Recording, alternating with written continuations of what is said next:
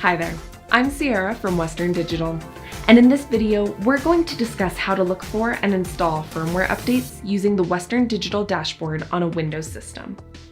This dashboard helps users maintain peak performance of their Western Digital drives using a user-friendly graphical interface. The Western Digital dashboard includes tools for analyzing your disk's health, capacity, firmware updates, and much more.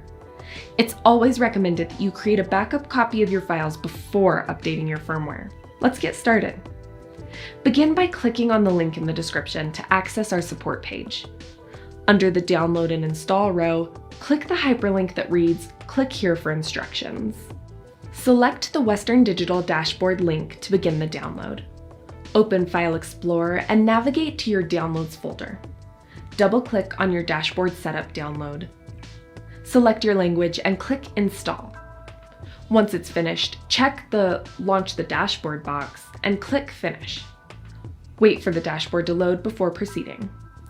On the top of your screen, open the drop-down menu to select which device you'd like the dashboard to look at. Now you can see your drive's health, capacity, and which firmware version you currently have.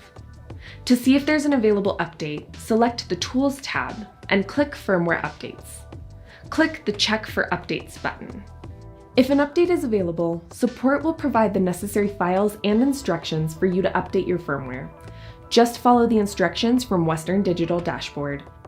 If your firmware is up to date, you'll get a pop-up that reads, "The firmware is up to date."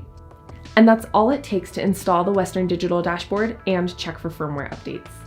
It's important to always keep your firmware up to date to ensure your drive remains as healthy as possible and lasts as long as possible. Remember to create a backup of your data before you update your firmware.